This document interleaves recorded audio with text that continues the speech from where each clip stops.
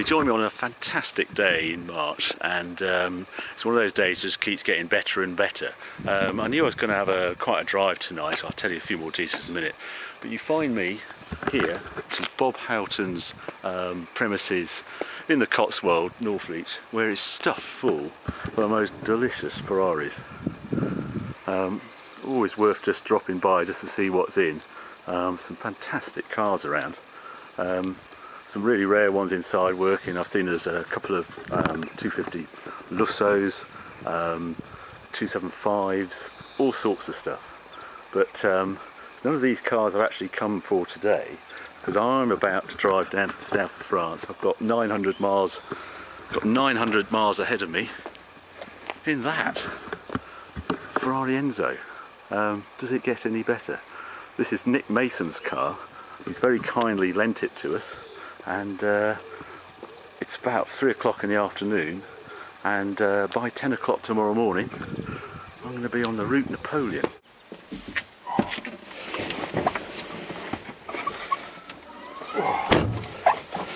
Here we go. Black interior, black with black. It's really my choice.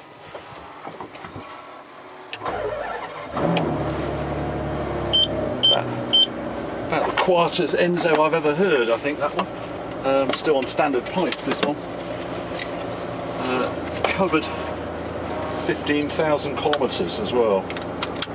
I actually see a bed today, I'll be surprised.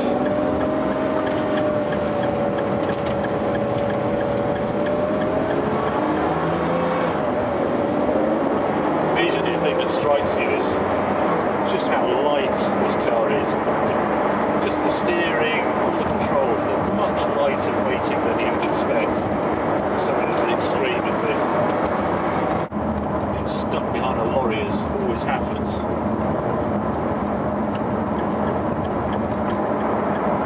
There's a little stretch dual carriageway coming up.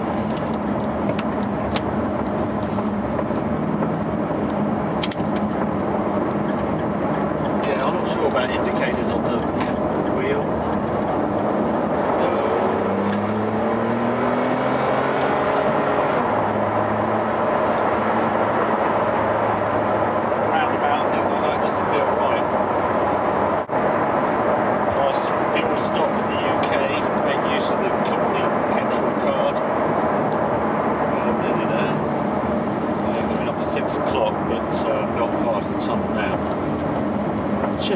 I've got an app on my phone. It measures sound, and I couldn't get over the noise on just rough tarmac. We haven't even got to the concrete yet, and it's around 95 to 97 decibels, which is loud, really loud. It's the way it's just constant. You can't hear the engine, or it doesn't really change. It's just constant noise as you're going down. Say all carbon cars tend to be the same, but this is about the worst I can think of. Not complaining, mind. Before we go to the petrol station or something like this, I always check which side the petrol is, so you don't look a complete burp when you actually go next to the pump and can't reach. Everybody's always sort of watching you in one of these, but I know it's just behind my head.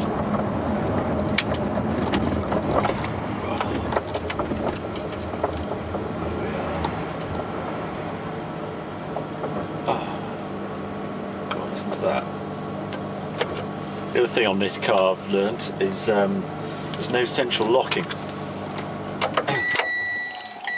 Yeah, you have to lock the passenger key door with there, and actually use the key to lock the driver's door. All in the age of lightness, it all sort of works until I get into it.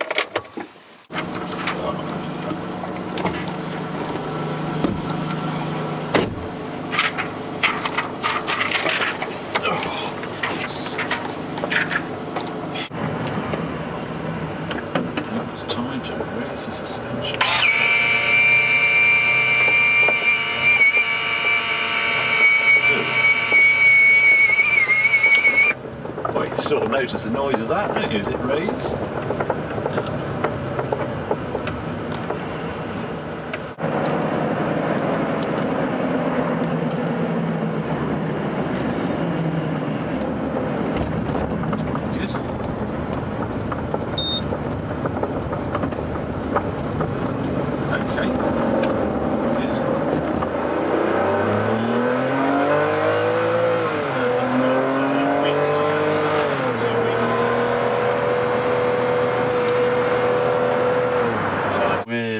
just at Dijon, somewhere right, it's just above Dijon. It's about 2 o'clock in the morning.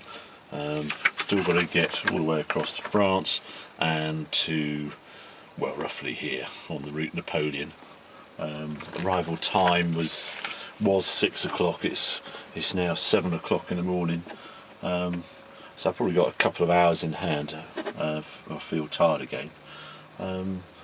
It is possible to have a sleep in an Enzo. It's a struggle because it doesn't exactly, the seat don't like to recline very far, and but no, it was all right. I had about an hour's kip, and we'll press on. Lord knows what's going on. Yeah, 479 miles we've done since we picked it up. Oh dear. It's impossible to go slowly, I'm finding, in this car. When I'm in a car, you need such self-control. It just builds speed like nothing else. I don't know, the Zonda doesn't just will settle at a speed and you sense the engine, but on this thing, oh dear, trying to hold it under 100 is a real struggle. Right, let's have some more bleeping. Get it in reverse. Reverse. Don't burn the clutch out. Notice I'm parked in the disabled. Whoopsie.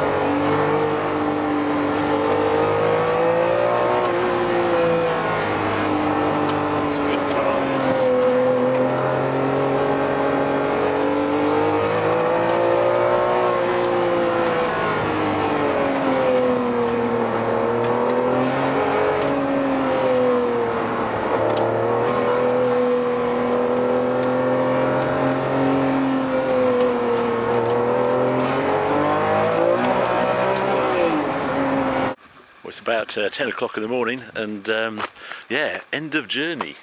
Col de Vence, beautiful pass in South France. Comes up from, well, just outside Nice, up towards Grasse, and then onto Castellane.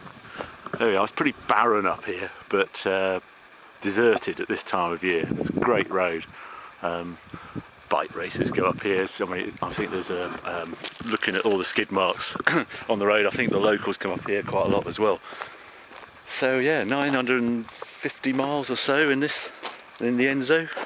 It was a good car to do it in. Actually, surprised me. Actually, really very comfy seats, very good ride. As I said on the way down, it's a lot of sort of noise generated from the sort of road noise, etc. But the engine just out here just gets washed away. I can see why people sort of put tubies on them and things, because it's a great noise over 4,000 RPM, but with a standard exhaust it is a bit quiet, which is the last thing I thought. I don't think I've ever seen actually an Enzo without a tubie on it. It seems to be de rigueur to fit one. But yeah, we're going to have some fun here. You'll see another video of what we're up to here. My job was a delivery job last night. It's always fun, you know, doing a journey like that. Actually going through the night and getting here this morning just adds to the adventure, really. Super quiet roads, couple of naps on the way down. Feel fine. Trouble is, I've got to drive it back tomorrow. But hey, it's an Enzo, so I'm not going to complain.